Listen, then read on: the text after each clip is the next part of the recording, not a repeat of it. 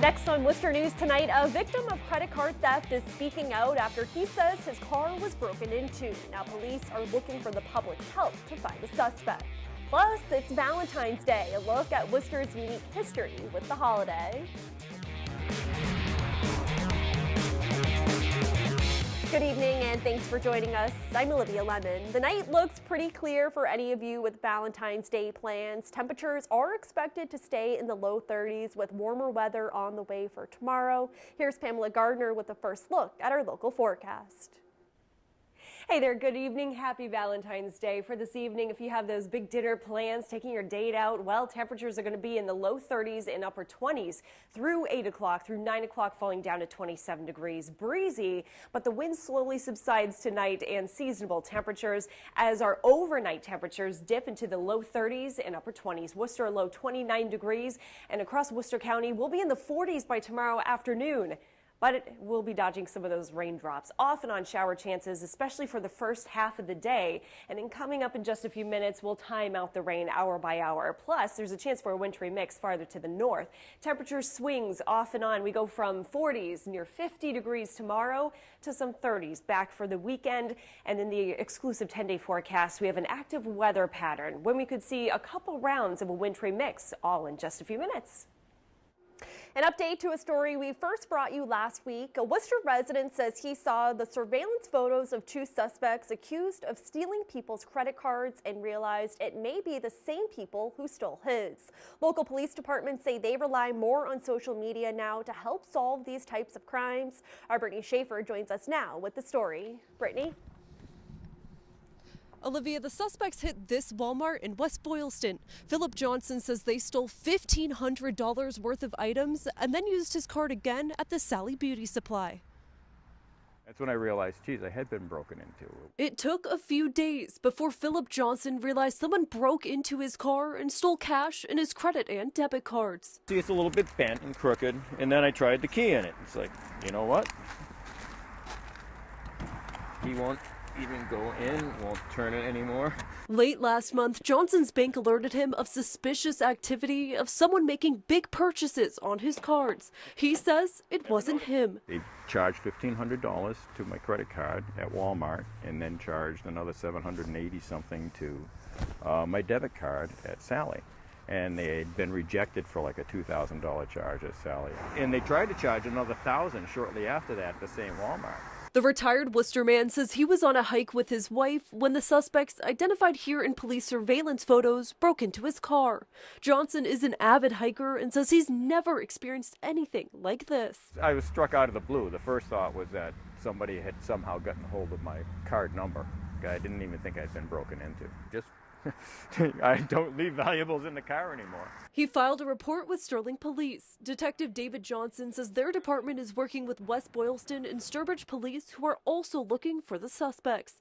Police released surveillance footage of a man and woman and are asking for the public's help. They have excellent video photography in there. However, we weren't able to get any camera footage of a vehicle. They had parked outside the camera range. We also have a retail crime committee that we will be passing this out. It's gone over email. They work sometimes with the state police, and they have a system where they just blurt it out to everybody, all the police stations in the area. I'm happy that they're all working together. And Detective Johnson says they were unable to get a license plate because the cameras don't reach out this far in the parking lot. He does hope the surveillance photos will lead to an arrest. Live in West Boylston, Brittany Schaefer, Worcester News Tonight. Worcester's Planning Board approves a permit for a cannabis product manufacturing business on Brook Street. Supercritical Mass Laboratories plans to manufacture edibles, tinctures, vaporized oil, and other products. They plan to get raw material like cannabis flowers from licensed cultivators and then extract the cannabis concentrate from the flower to infuse into other products. The company does still need approval from the state's Cannabis Control Commission before they could start any production. A former shoe factory in Worcester is set to be rehabilitated. The vacant 225,000 square foot building will be repurposed as a U-Haul storage and retail facility. The first floor of the facility on Hammond Street will become retail space, while the other 3 floors will be used for storage. The site was sold to Arizona-based Americo Real Estate in April for almost $4 million. Today is Valentine's Day, and many people will be sending letters or cards to their loved ones, but they may not realize Worcester has a strong connection to the holiday. For almost 100 years, the city was the center of the commercial Valentine industry. The Worcester Historical Museum says it all started when a city woman received an English Valentine. Our Rosalind Flaherty joins us now with more on the city's history. Rosalind? Olivia, Esther Howland was inspired and started to make her own, which created a movement across the country. History of Worcester's Valentine card business is kept safe in these folders at the Worcester Historical Museum.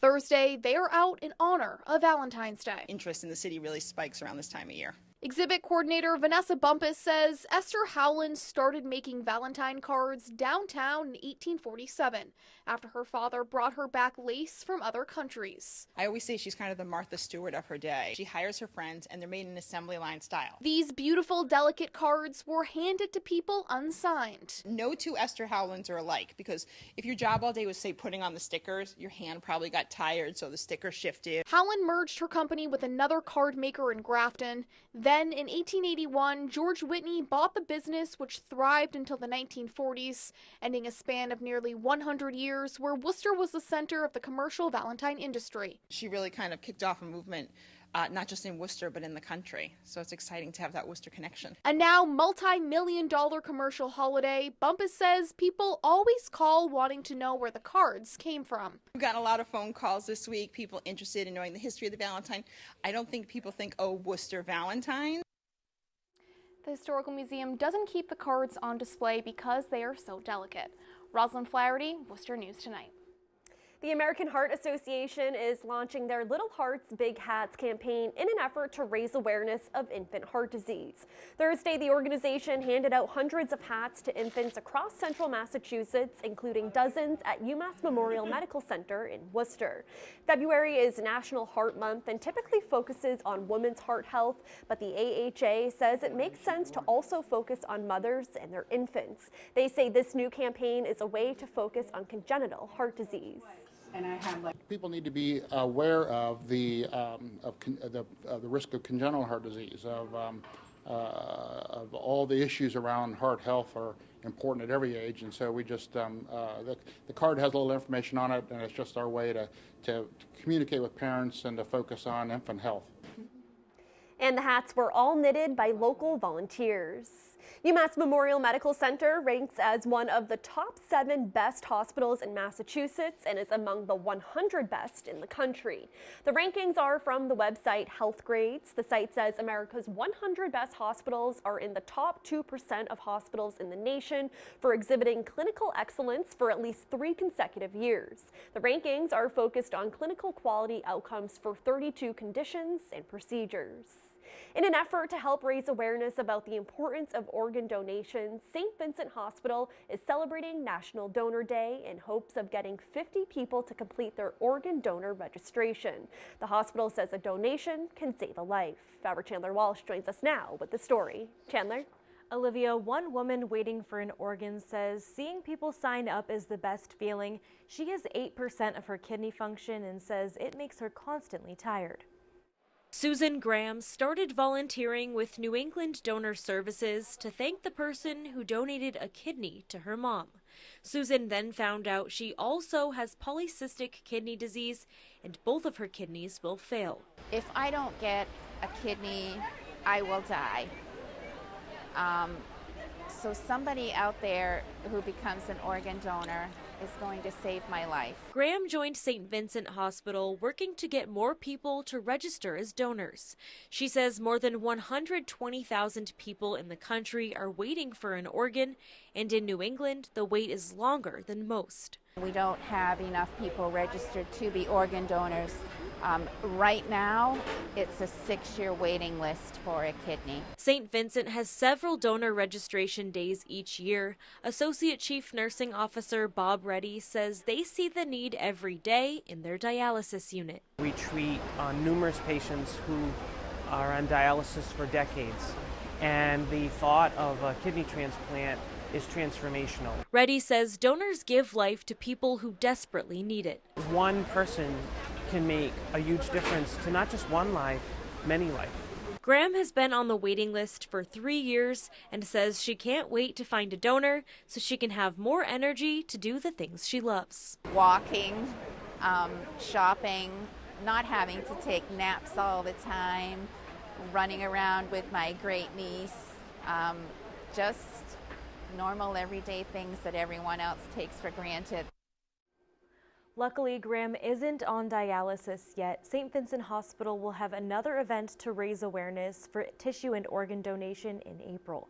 Chandler Walsh, Worcester News Tonight. Amazon has officially canceled its plans to build a new headquarters in New York. The move comes after mounting opposition to the nearly $3 billion in incentives being given to the company and the city and state to build in Long Island City. Amazon says it will not seek another location and will instead move forward with its plans to build its other HQ2 location in Northern Virginia. Both Worcester and Boston field applications to be the home of Amazon HQ2.